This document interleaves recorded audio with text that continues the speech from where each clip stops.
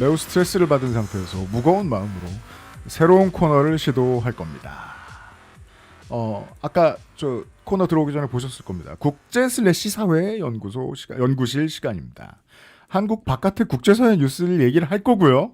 그리고 한국 안에 있는 국제사회의 이슈도 얘기할 겁니다. 들어보시면 뭔지 대충 아실 겁니다.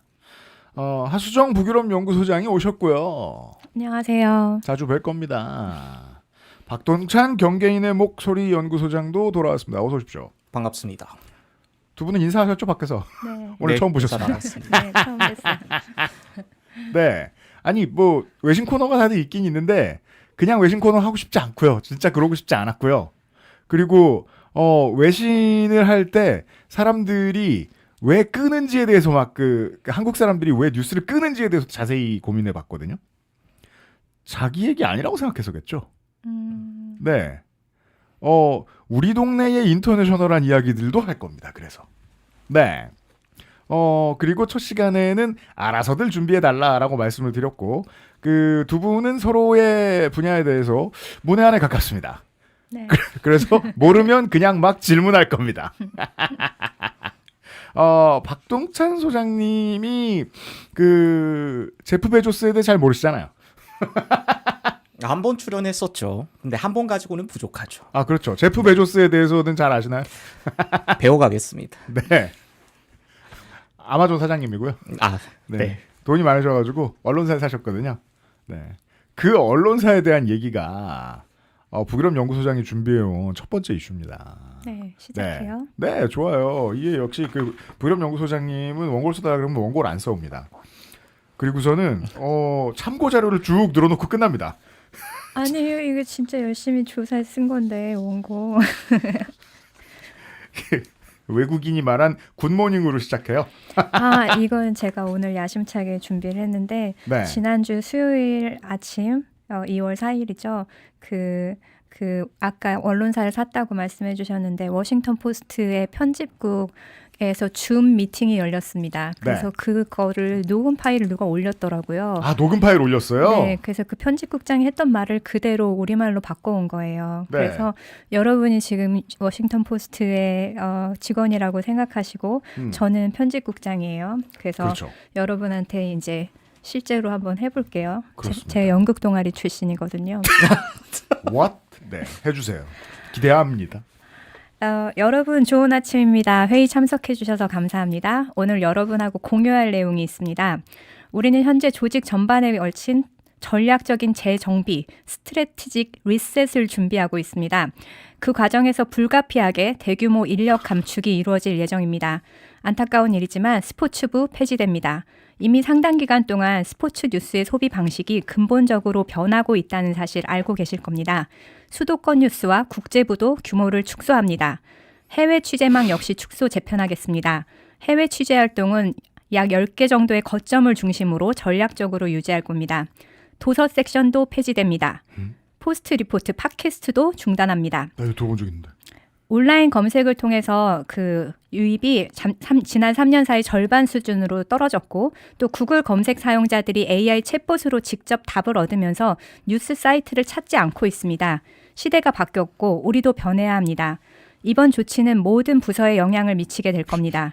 힘든 결정이었습니다. 잘린 사람만큼 힘들고. 제가 앞에 말씀드렸듯이 오늘은 우리 모두에게 고통스러운 날입니다. 자, 이제 마이크를 UPD에게 넘기겠습니다. 향후 절차와 오늘 일정에 대해 설명해 주실 겁니다. 그다음 있어요. 원래 또 있어요? 네. 이게 왜냐면 잠시 후에 더 읽어주시겠지만 이거 되게 소리로 듣는 공포물이네요. 근데 실제로 있던 일이고 네. 8일 전에 있던 일이고 8일 전에 많은 평생 정규직으로 잘 살던 그 나라 언론계 최고 엘리트로 불리던 사람들이 줌 회의에서 이 말을 듣고 직업을 잃었어요. 네. 감언만한 공포가 어디 있어요? 2020년대에. 네. 네. 그래서 이렇게 오늘 일정에 대해 설명해 주시죠. 고맙습니다, 국장님. 와, 진짜 싫겠다. 이게 제가 이 사람한테 감정이입하는 건 진짜 나쁜 거라는 거 아는데 저 예전에 저 조지 클루니 나온 그런 영화 본 적 있거든요. 그 사람 해고하고 다니는 게 직업인 사람 얘기. 그 그쵸. 제목 까먹었는데. 네.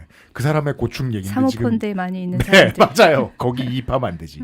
명확한 안내를 위해 말씀드립니다. 이 회의가 끝난 직후 여러분 각자에게 이메일이 발송될 겁니다. 메일 제목에는 다음 두 가지 중 하나가 표시될 것입니다. 오늘 단행된 구조조정으로 인해 당신의 직무가 폐지되었습니다. 두 번째 제목은 제가 찾을 수가 없더라고요. 녹음 파일도 여기서 끊겨가지고. 네. 근데 오늘 단행된 구조조정으로 인해 당신의 직무가 폐지되었습니다. 영어로는 Your role is eliminated by today's workforce reduction.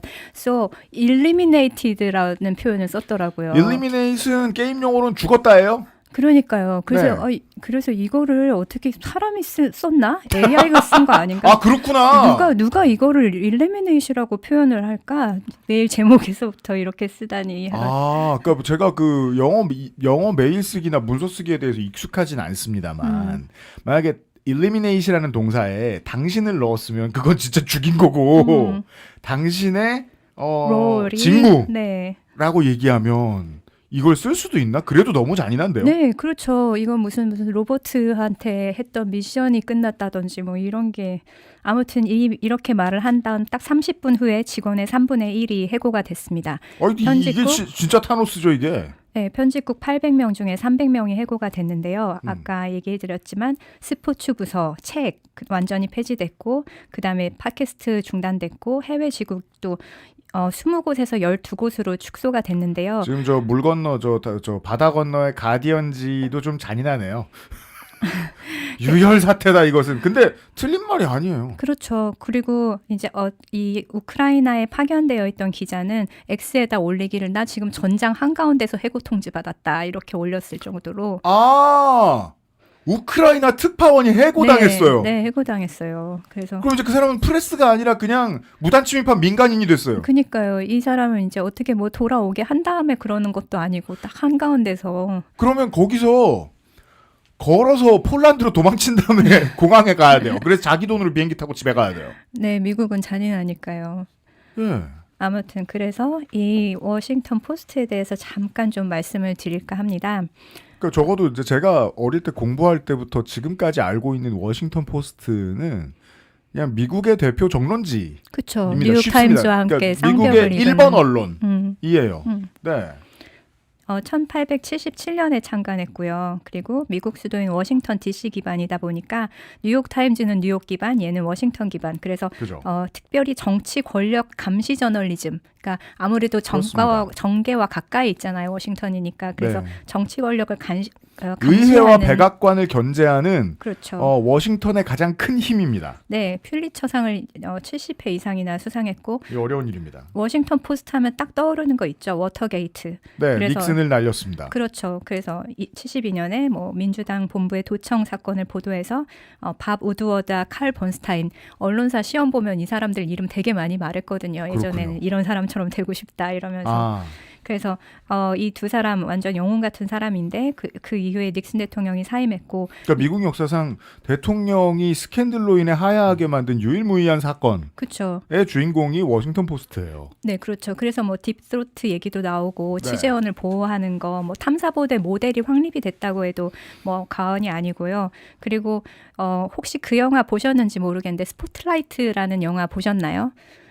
이거 되게 재밌어요. 그게 워싱턴 포스트에 대한 얘기잖아요. 가 아니고 보스턴 글로브의 보스턴 글로브? 네, 근데 네. 거기에 있었던 그 기자가 워싱턴 포스트의 편집국장으로 오면서 이제 탐사보도는 우리가 최고다 뭐 이런 거죠. 그러니까 탐사보도 진짜 전국에서 잘한다 하는 사람들은 다 워싱턴 포스트로 긁어 모았던 그래서 이제 그런 매체였는데 네. 어쩌다 이렇게 내리막길을 걷게 됐는가. 그 얘기를 할 건데 사실 저는 이 줌 미팅의 말을 본 적이 없단 말이에요. 오늘 처음 봤단 말이에요. 근데 제가 아는 한 저도 이제 먹을 만큼 먹어서 제 나이 또래들의 그러니까 베테랑이죠. 쉽게 말하면은 뭐 15년, 20년 일한 사람들의 마음을 알거든요. 회사에서 같은 일 계속하죠. 그럼 회사가 엄마예요. 회사가 자궁입니다. 거기서 쫓겨나면 죽은 기분이 듭니다. 그렇죠. 전 모르지만 저는 평생 자영업자니까. 하지만 제 친구들 중에는 감원의 대상이 있는 사람은 영상 40도에도 오한을 느끼고 감기에 걸리는 그런 반응을 보이더라고요. 예. 그 순간을 생각하니까 불과 며칠 전에 저 홍콩의 빈과일구보 대표 사실상 종신형 선고받았다고 제가 들었는데 중국에 의해서 그거랑 다를 게 뭔가 싶은데요. 예. 대표 정론지를 몸을 이렇게 3분의 1 동강을 내버렸다는 게. 예. 네. 구독자를 보시면 뉴욕타임즈랑 비교를 하면은 좋을 것 같은데 그죠. 뉴욕타임즈의 지난해 구독자가 뭐 1,200만 정도 되거든요. 1,000만이 넘습니다. 네, 그리고 워싱턴 포스트는 250만. 그러니까 보시면 5분의 1 수준이에요. 네. 한때는 둘이 되게 비슷비슷했었는데 그렇다고 알고 있었어요. 네, 어느 순간부터 이렇게 내리막이 걸었는데 그리고 뉴욕 타임즈는 사실 언론계에서 전부 다 우러러 보는 정도로 뭐 저널리즘도 뛰어나지만 매출이 되게 좋거든요. 그래서 저도 좋네요. 그러니까요. 2011년에 페이월을 도입한 이후에 광고보다 구독 매출이 올라갔어요. 이건 모든 언론사의 꿈이에요. 그러니까요. 뉴욕타임즈 재래 언론계의 넷플릭스예요. 그렇다고 볼 수 있죠. 실제로 잘하기도 네. 하고. 네. 우리나라도 전부 다 광고 매출 거의 80%가 광고 매출이지 그렇죠. 이 구독료로 하는 데가 없거든요. 네. 그래서 그다음에 뭐 지난해 4분기 매출이 8억 230만, 전년 동기 대비 10.4% 증가. 아니 신문사에서 구독료의 매출이 증가한다는 거는 어마어마한 일이고. 근데 1년 만에 10% 늘었어요. 그러니까요. 네. 그리고 디지털 구독자가 아까 말했던 거의 대부분인 것 같고요. 한 사람당 9.72달러 정도를 쓴다고 하니 뭐 그러면 뭐 15,000원 되겠죠. 그다음에 디지털 구독 수익 좋고 영업이익이 1억 6,160만 달러. 그러면 1억 그러면은 2,300억 정도? 저런 거 하시는 분이에요. 네. 스타일 알아. 네. 그래서 영업이익률이 20%. 그럼 대단하죠. 영업이익률이 20%면은 알짜 기업이에요. 알짜 기업이죠. 그런데 아마존은 어떠느냐? 이제 트래픽도 뭐 절반으로 줄었고 광고에 의존을 하고 있고. 그러니까 이게 그리고 뭐 같은 시기라면 같은 시기. 이게 비교가 맞다면 네. 이건 아마존의 오너 제프 베조스가 산 다음에 일어난 일이라고 봐야 되는 그렇죠. 거잖아요. 산지 이제 10년 정도 됐죠. 예. 그래서 10년 넘었구나. 2024년에 사실 이 내리막에 그 또 정점을 찍은 게 대선이었잖아요. 그 트럼프가 대선이 됐을 때 사실 미국 신문들은 누군가의 후보를 엔돌스하는 네. 우리가 누구 지원한다 이걸 밝히는 전통이 있는데 여기에서도 카말라 해리스를 밝히려고 했지만 제프 그죠. 베조스가 안 돼. 막았죠. 네, 그래가지고 웃긴 게 그러면 그게 기사화가 안 될 줄 아나 봐. 그래서 그 당일에 25만 구독 취소가 있었다고 하죠. 그러면서 이제 10%. 네, 그러니까 이제 그 이후로 여기가 색깔을 잃었다. 예전처럼 이렇게 그러지 않고 몸살인다. 이런 지난 거면서 보름 사이에 시사 유튜브들 우리나라에 그 구독자 떨어져 나간 데들 진짜 많거든요. 그래요? 아무리 많아도 1%면 되게 큰 건데. 25만. 아이고 10%. 그래서 작년 한 해만 7,700만 달러 손실을 입었습니다. 제프 베조스가 2013년에 샀어요. 개인 자산 2.5억 달러를 들여서 샀는데 네. 그랬는데 2억 5천만 달러. 예. 네. 근데 그 이유가 그렇게 되면 아까 곱하기 1.4 해가지고 하시면 되죠. 그러면 5천억이 조금 안 되죠? 네. 네. 그러면은 5천억 맞네요. 네. 그다음에 여기를 저평가된 자산이라고 생각했어요. 베조스는 사실 뭐 민주주의 아니면 뭐 힘을 갖고 싶고 여러 가지 이유가 있었겠지만 이 오를 사람은 거다. 네. 계산기를 두드려 봤을 때 이거 아까 영업이익률 20% 나오잖아요. 이거 괜찮은데 사업성이 있어. 근데 이게 저평가됐어. 그래서 아마존의 기술력을 여기다 좀 투입을 하면 여기 내가 언론계 평정할 수 있겠다 이런 생각이 좀 있었던 것 같아요. 그런데 그래서 콘텐츠 추천 알고리즘을 개발을 하고 예. 그래서 처음에는 구독자 되게 많이 늘었거든요. 그러니까 뉴욕타임즈의 오늘 같은 어떤 미래를 10년 전에 생각하긴 한 거예요. 그렇죠, 제프 그렇죠. 베조스도. 근데 그렇지만 언론은 이게 제품 만드는 것처럼 되는 게 아니라는 말이죠. 네. 네, 뭔가 좋은 제품 만들듯이 되는 게 아니라 사람의 마음이라든지 아까 그런 여러 가지 그런 피보털 모먼트에 해야 되는 네, 결정 이런 것들이 굉장히 중요한데 그걸 간과했던 것 같아요. 아유 김범석한테 조선일보를 사게 시켜야겠군요. 네, 그래가지고 이제 네. 2023년부터 감원이 시작이 됐고 그러면서 이제 내리막을 걷게 되는데 근데 제가 이거를 하면서 관심을 갖게 된 이유가 무엇이냐면은 뭡니까? 이 모델이요. 이 제프 베조스의 아마존을 모델로 삼고 있는 기업이 있기 때문이에요. 우리나라에. 쿠요. 네, 너무 유명하죠. 쿠팡이요. 네. 근데 시간을 많이 썼어요. 네, 시간 많이 썼죠. 그래서 우리 경계인님하고 아니요, 그래도 박 소장님 좀 껴드셔도 되고요. 근데요. 네. 근데 저는요 개인적으로 말씀하세요. 진중한 말씀하시는데 좀 너무 미안. 잠깐만요. 네네. 저 원고 뒷부분 안 가져왔는데 원고 좀 갖다 주시면. 이게 무슨 네, 다녀오시죠. 제가 한담하고 있겠습니다. 네. 네 말씀하세요. 아니 그 워싱턴 타임스 포스트, 얘기, 네. 포스트 얘기를 했는데 지금도 네. 실수하고 있잖아요. 네, 네. 제가 뉴욕 타임즈와 워싱턴 포스터를 네. 조합하면 네. 아주 이상한 돌연변이가 하나 생겨나죠. 아, 워싱턴 그렇죠. 포스터. 네, 저 워싱턴 타임즈, 워싱턴 타임즈. AKA 워싱턴 미주 타임즈. 세계일보. 네네네. 그건 아세요, 박동찬 소장. 그건 압니다. 그러고 그 대화 워싱턴 무엇? 저는 타임즈가 몰랐는데. 한국과의 연고가 있습니다. 네. 아니 한국 거예요. 아니 통일 워싱턴 거예요. 타임즈. 그러니까요. 통일교가 아. 이제 지분 워싱턴 상당히 타임즈라는 가지고 매체가 있다고 하더라고요. 있고 제가 또 그거 몰랐네요. 네, 무려 거기서 돈을 받고 뉴트 깅그리치가 사설을 써준 적도 있어요. 아, 진짜요? 네. 역시 통일교 돈으로 움직이는 워싱턴 언론사가 있답니다. 거기보다 못하다 제프 베조스는. 네. 쿠팡 이야기도 듣고 싶은데 박준영 소장님이 준비해온 이야기를 들어본 다음에 네. 시간을 최대한 남겨서 한번 해보죠. 네. 네.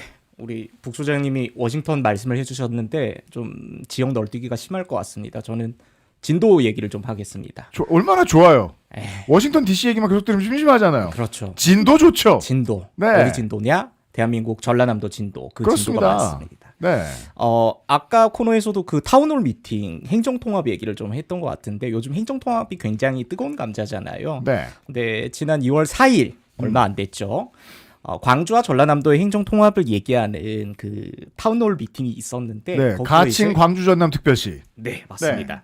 거기서 이제 우리 진도 군수가 네. 아주 의연하게 발언 신청을 하고 네. 이제 인구 소멸 문제를 한번 해결해 보겠다고 바로 이제 우리가 발언을 지금 알고 있는 해주셨습니다. 그때였다 장면이죠. 그렇죠. 네. 그 우리 북 소장님 꽁트 준비해 오셨는데 저는 꽁트는 못 준비하고요. 네. 그 원문 그대로 발언 원문을 그대로 좀 읽어드리도록 하겠습니다. 좋아요. 왜냐하면 제가 와전시키면 또 안 되니까요. 네. 네. 진도 군수님의 발언 그대로. 음. 우리 군수님이 인구 소멸 문제를 거론하면서 이렇게 말씀하십니다. 광주와 전남이 통합할 때 인구 소멸에 대한 것을 법제화해서 정 못하면 스리랑카나 베트남이나 그쪽 젊은 처녀들 좀 수입해서 농촌 총각들 장가도 보내야 합니다. 제가 실제 말을 들어봤거든요. 주저하지 않습니다. 그렇죠. 과감하게 밝은 표정으로 말했습니다. 아주 망언에 가까운 거죠. 제가 생각하는 게 네. 2026년에 이걸 베트남하고 스리랑카 사람들이 못 들을 줄 아나 보지? 소장님? 이게 사실 줄 드시지 마세요. 무슨 소린가요?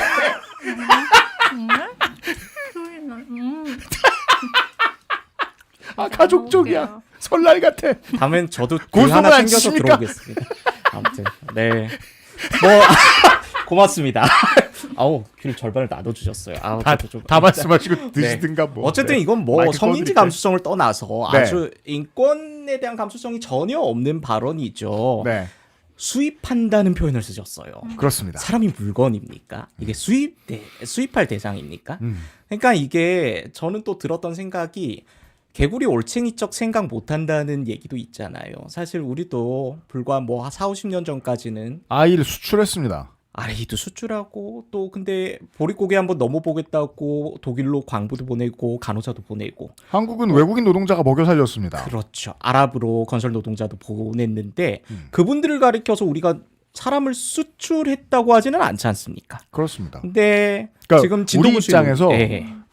연고 없는 아이들을 그 표현을 써서 얘기를 하면 그걸 우리가 부끄러워해야 한다면서 자조적으로 쓰는 말이었고 그렇죠. 이 수출이라는 단어는. 네네네. 네. 네. 어쨌든 아주 공식적인 자리에서 심지어 이날 타운홀 미팅은 생중계로 진행이 되다 보니까 여러분 혹시 궁금하시면 네. 지금 유튜브에 아주 박제되어 있으니까요. 현장에서 검거됐습니다. 그렇죠. 정말이지 바로 그날 그분의 네네. 미래는 이렇게 흑백으로 되면서 버스티드 이렇게 됐습니다. 네. 그러니까 당사자들의 이제 발끈한 것도 있었지만 이건 국제적 망신이고요. 예전에도 사실 비슷한 망언들이 좀 많았습니다. 지자체라든가 공인이라든가 정치인들. 근데 이번 같은 경우에는 베트남 대사관에서 공식적으로 이제 항의를 했습니다. 그리고 전라남도로부터 사과까지도 받아냈습니다. 당연하죠. 네. 지금 그러니까 대사 초치 안 한 것만 해도 솔직히 되게 미안합니다. 고맙고. 예. 그리고 어쨌든 이 군수가 소속돼 있는 정당 민주당 여당. 소속인데요. 이 민주당도 과거와 다르게 좀 발빠르게 대응을 해가지고 정당 차원에서 며칠 안 이제 걸렸어요. 네. 예, 징계할 수 있는 가장 높은 수위라고 할 수 있는 제명 조치가 이루어졌고. 그러니까 이게 제명 네. 징계를 최고위에서 의결하려면은 절차가 몇 가지가 있거든요. 일단 이제 도당에서 올라오고 도당에서 의결하고 그런 걸로 따지면은 거의 실시간으로 해결한 수준이었어요. 그렇죠. 저는 예전같이 그냥 내버려두면 보통 이 군수들은 특히 남해안가의 군수들은 또 다시 저거 받는데 공천 받는데 걱정했거든요. 그렇죠. 뭐 눈 감았다 떴더니 제명했더라고요. 예. 왜냐하면 근데 비슷한 사례를 또 참조할 수 있는 게 공직자의 망언이 이제 그러니까 특별히 이주 여성을 이제 대상화하는 망언이 새삼스러운 게 아니거든요. 그렇습니까? 좀 시간이 지났는데 2019년에 음. 당시 익산시장 지금도 익산시장이긴 하더라고요. 당적은 좀 달라졌는데 정원율 익산시장이 정원율 익산시장이 만약 당적이 달랐다면 그땐 국민의당이었나 봅니다. 네. 국민의당 그렇게 네. 그렇게 얘기할 수 있죠. 네, 어쨌든 관내 다문화 가족 행사에서 인사말을 하면서 또 아주 큰 실수를 합니다. 뭐라고 하셨냐? 생물학적, 과학적으로 얘기한다면 잡종 강세라는 말도 있지 않느냐. 그러니까 이걸 다문화 가정 출신 아이 자녀들을 이제 칭찬한답시고 잡종 강세다. 자신감을 가져라. 이런, 자신감은 왜 가져? 네, 이런 망언을 했었는데 지금도 익산시장 하고 계시더라고요. 헐대박.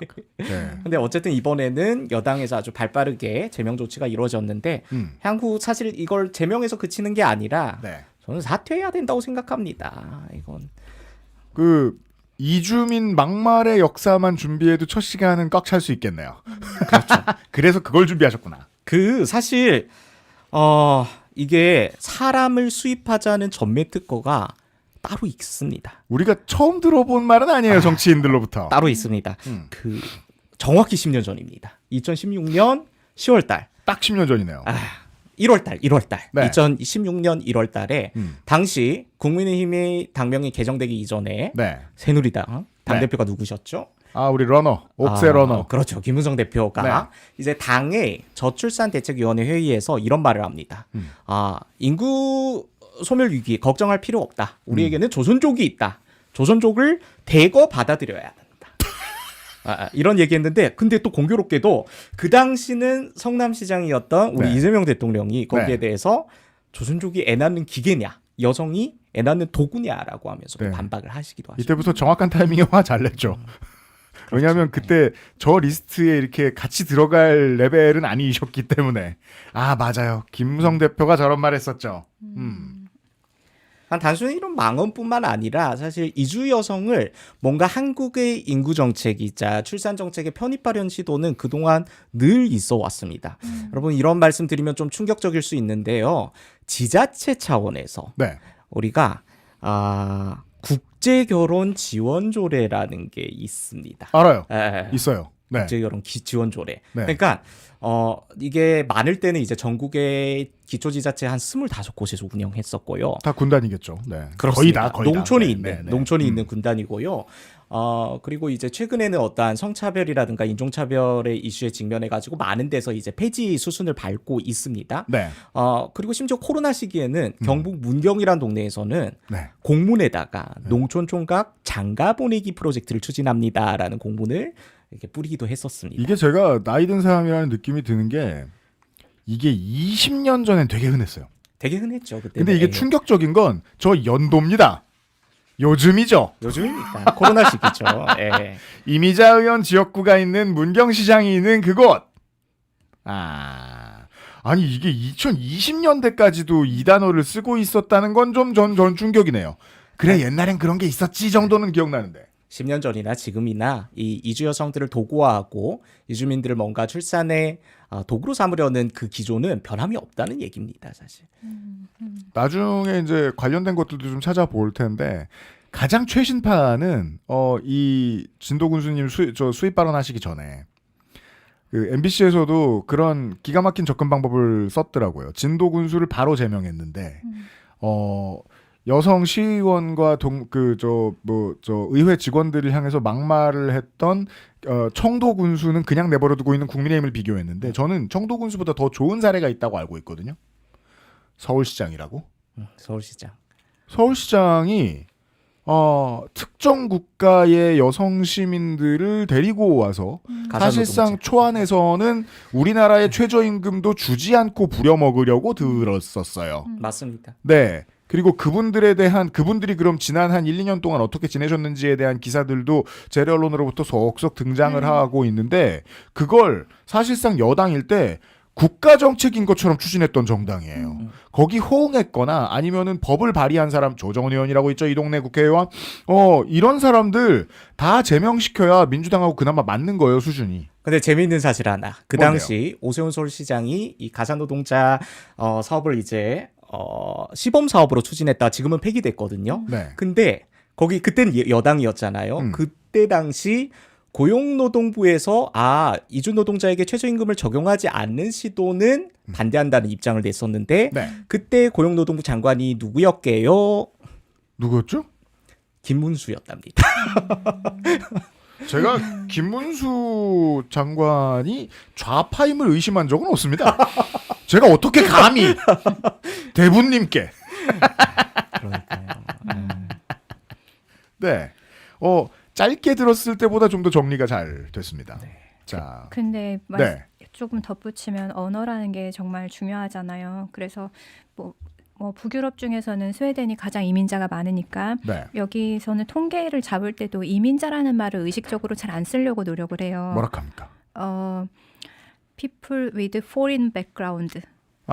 그래서 해외에서 배경을 두고 있는 사람. 네, 이런 네. 식으로 말을 많이 하죠. 그래서 1세대, 2세대 나눠서 이 사람들이 정착하거나 사회통합하게끔 도움을 주기는 하지만 네. 의식적으로 이민자라는 말을 잘 안 쓰기도 하고 그리고 또 요즘 거기에서 유행하는 밈이 있어요. 뭐냐면 이제 어떤 아프리카계 사람이 있고 네. 어떤 백인이 이 사람한테 영어로 뭐라고 물어봐요. 그럼 옆에 있는 이제 전통적인 스웨덴 사람이 네이 이러면서 너 지금 이 사람 아프리카 사람이라서 바로 영어하는 거야? 이 사람 스웨덴 사람일 수도 있는데 너 왜 아프리카 사람인 것처럼 보인다고 해서 바로 영어로 하는데 막 이렇게 말을 하는 게 있어요. 그래서 그냥 그 사회에서는 이 사회에서 누가 이민자인 줄 모르기 때문에 제가 간다고 해도 저한테 먼저 스웨덴어로 말을 하고 제가 나 스웨덴어 못해 해야지. 다시 영어로 스위치를 할 정도로 되게 사람들 사이에 이게 세거든요. 일단은 우리야. 네. 다 우리야, 원오버스야 이런 정서가 되게 세거든요. 그래서 그런 정도까지가 가는데도 이민자에 대한 차별이나 문제가 많이 발생하고 있잖아요. 지금 네. 스웨덴도 이렇게 하는데도 발생하는데 우리는 이미 이런 인식을 가지고 있다면은 이 사람들이 와서 정착하고 사는 게 얼마나 힘들까 싶네요. 스웨덴은 리그 오브 레전드하고 정반대군요. 엄마 욕을 하기 시작하면 너 한국에서 왔지? 그러면 보통 한국에서 왔습니다. 네. 이게 이제 지금 하수정 선생님 하신 말씀이 정치적으로 올바르겠다는 두루뭉술한 이유로 그렇게 하는 게 아니라 저도 이제 실물을 보니까 알겠는 게 어떻게 표기하느냐에 따라 효용이 달라지는 거예요. 저는 그 키오스크 개발 업체의 그 관련 이제 필드 테스트 표 같은 걸 보고 깜짝 놀란 적이 있거든요. 그냥 이렇게 써 있어요. 일반 휠체어, 전동 휠체어, 그리고 일반 휠체어 점자, 전동 휠체어 점자, 그리고 끝에는 발 이렇게 써 있어요. 이게 제일 편하잖아요.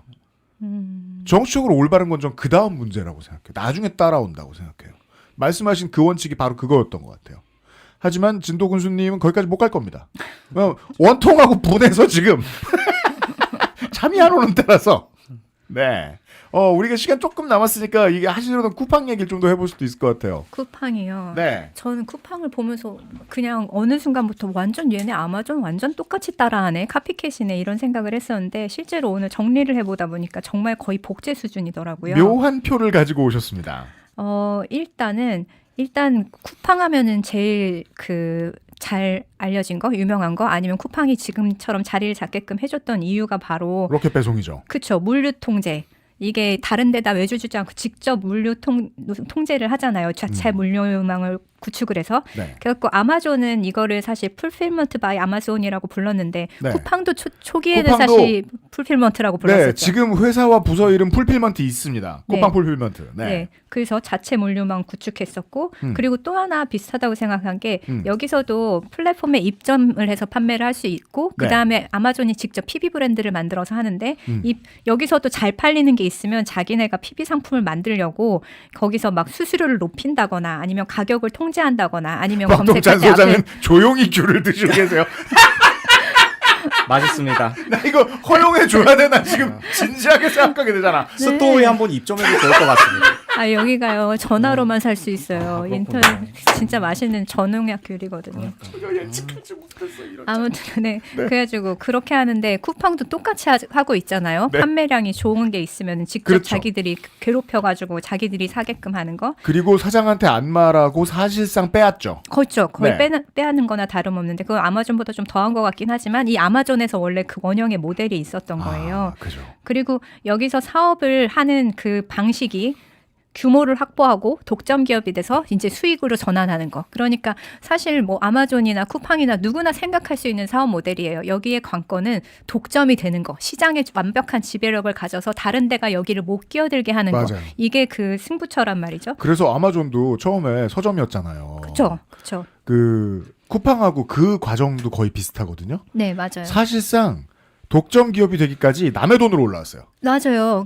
아마존도 그 과정이 20년이 걸렸습니다. 네. 그리고 이제 미국이니까 전부 다 쿠팡 책임으로 못하고 주와 카운티별로 이제 하청이 있긴 있어요. 아마존은. 다만 쿠팡도 우리나라가 미국처럼 넓었으면 그 정도 했을 거고 아마존도 우리 그 미국이 한국만큼 좁았으면 전부 다 쿠팡 이름으로 다 엔잡러들 주 60시간 일 시키고 했을 거라는 건 분명하고 저도 기억이 나는 게 예전에 알리익스프레스가 익숙해지기 전까지는 보통 이제 중국 물건 적당하게 싸고 쓸만한 좋은 것들 사고 싶을 땐 타오바오를 많이 썼는데 타오바오는 죽어도 한글 서비스를 안 해줍니다.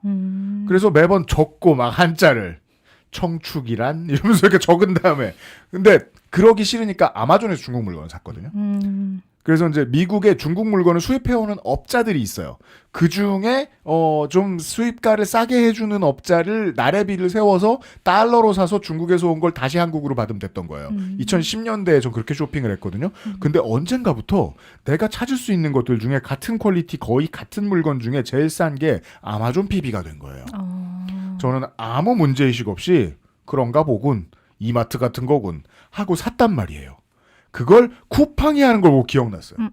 요즘 제가 알리스니까 아마존 잘 안 쓰는데 야 정말 쿠팡은 아마존이 하는 걸 하지 않는 게 없구나. 네, 맞아요. 그리고 이 투자금 받는 거 소프트뱅크에서 투자 받았죠. 사실 여기 사우디아라비아 국부펀드도 들어가 있었는데 딱 털고 나갔더라고요. 2024년에 전부 다 회수해가지고. 오 아람코가 착해졌네요. 네.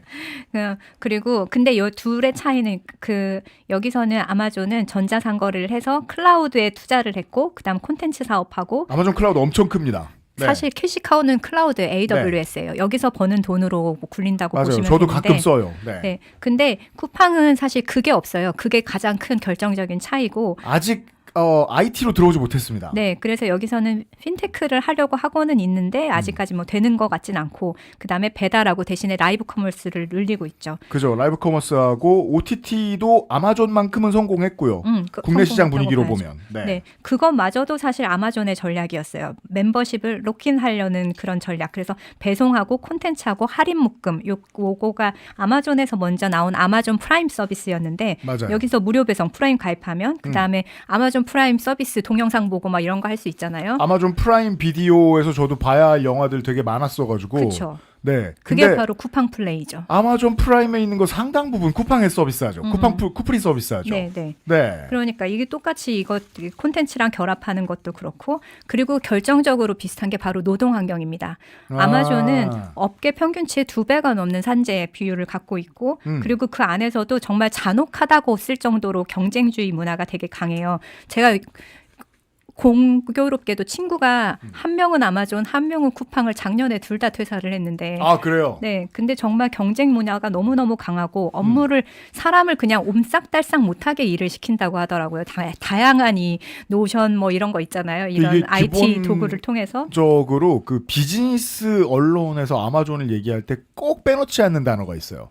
스피드업. 그러니까요. 그리고 직관적이고 무섭죠. 그리고 물류센터에 있어서도 뭐 휴식도 잘 못하게 하고 화장실 가는 시간도 제어하고 목표 압박하고 배송 목표 압박하고 그리고 아마존에서도 노조 설립 반대했었기 때문에 컨설턴트를 고용해서 노조도 못 설립하게 했었죠. 그리고 또 하나 굉장히 비슷한 것 중에 하나가 뭐냐면 워싱턴에서 가장 큰 로비 기업이 바로 아마존이 클라이언트라고 합니다. 그렇습니다. 그거 보고 또 배운 거겠죠. 쿠팡에서도. 그러니까 우리가 결론으로 오니까 얼마나 기괴해지냐면 워싱턴에 있는 정치인에게 가장 큰 지갑이 되어주는 돈을 많이 가장 푸는 부자가 전국에서 가장 영향력 있는 정치 매체의 오너가 되면 어떡해요? 그렇죠. 그것도 그렇죠. 그 결과는 정론직필하던 언론인이 우수수 잘려나간 거예요, 지난주에. 잘려나가기도 하고 떠나기도 하고 네. 그래서 분위기가 많이 바뀌었겠지만 음. 그래서 제가 그 약간 걱정스럽다고 생각했던 거는 뭐 그 쿠팡 뭐 그런 그 사람은 유명하잖아요. 뭔가 규제 같은 거 이거 규제 때문에 안 됩니다 하면 벌금이 얼마죠? 하고 물었다면서요. 그렇죠, 김범석. 네, 그것도 다 사실은 뭐 아마존에서 나온 거나 다름없고 로비로 해결하면 되니까. 그리고 또 하나는 AWS에 대한 의존이 저는 지금은 약간 우려가 되고 있는 게 우리나라에서도 이제 지금은 거의 다 뭐 서버를 쓰는 게 아니라 클라우드 서버를 쓰잖아요. 네. 물리적 그렇죠. 서버가 아니라. 근데 우리나라도 서버를 아마존에서 대여를 해서 쓴단 말이에요. 우리나라 거라고 AWS 해도 쓰는데 되게 많아요. 네, AWS를 직접 쓰기도 하고 공공기관은 아직까지 외국 거라 못 쓰지만 네. 그러면 그렇다고 KT나 어디를 쓴다고 해도 이런 데서도 아마존에서 대여를 해서 쓰는 경우가 많아요. 맞아요. 네, 그러니까 결국은 이 클라우드라는 게 지난번에 말씀드렸을 때 그 이스라엘 전범 기업 중에 하나로 아마존이 들어가 있었단 말이죠. 클라우드, 데이터, 네. 의사 결정을 할 수 있게끔 하는 뭐 여러 가지 결정 시스템. 이게 지금은 어떻게 될지 모르지만 쿠팡 없는 세상 또는 아마존 없는 세상을 상상해 봐라는 정도까지 우리가 원숭이 꽃신처럼 익숙해지는 순간에 이걸 떠날 수 있을까? 네, 우리가 그걸 확보할 수 있을까? 이 클라우드도 그런 면에서 걱정이 되더라고요. 우리나라에서의 클라우드 사업이 어떻게 펼쳐질지가. 그니까 말이에요. 그 지난주에 이제 뭐 지난주도 마찬가지고 AI 전문가들 모셔서 AI의 유일하게 희망적인 건 독점이 안 될 것 같다는 것이다라는 얘기를 했었는데 결국은 인류의 박물질을 보고 배우는 것들이니까 독점 기업이 모든 걸 주무를 수는 없다. 이 얘기를 왜 자꾸 하냐면 그 전에 수준 단계에서까지의 하이테크 기업들은 다 독점 기업이니까. 요즘 좀 지쳐가거든요. 쿠팡을 보면서. 예. 그러니까 쿠팡은 지금 한국을 상대로 전쟁을 벌이고 있잖아요. 네. 예. 가장 많은 무기 비용을 지출하는 곳은 미국 국회고. 예. 그리고 백악관이고. 여기에 돈을 써서 관세 협상에 밀리게 하는 방식으로 쿠팡을 봐달라고 사실상 인질극을 벌이고 있는데 이 방식을 보면서 이제 미국 정치의 입장을 느낀 거예요. 닷컴 기업은 사실상 미국 정치를 소유하고 있구나 지금. 그렇죠. 예. 그러니까 EU가 뭐 반독점법으로 규제를 하려고 하든 아니면은 표현의 문제를 걸어서 엑스의 그락 같은 머신들이 성인물 함부로 만들지 못하게 하려고 규제를 하려고 하든 무조건 미국이 들고 와가지고 EU에게 모든 공세를 다 취하잖아요. 우크라이나 전쟁을 안 도와주잖아요. 그것도 사실 여기에 연장선이잖아요. 이 닷컴 기업 어떻게 견제하지? 그러니까 결국은 사실은 정치가 경제 위에 있어야 되는데 지금은 경제가 정치 위로 올라서고 있기 때문에 이런 일이 발생을 하고 있는 것 같고 이것의 힘의 균형이라고 하긴 그렇고 힘의 하이라키를 다시 잡아야 될 때가 온 것 같아요. 이게 그래서 자꾸 이제 저도 물론 동감합니다만 그래서 한국의 역할이 중요하다라고 어떤 전문가들이 국내 미디어에서 자꾸 얘기하고 전 동의하거든요.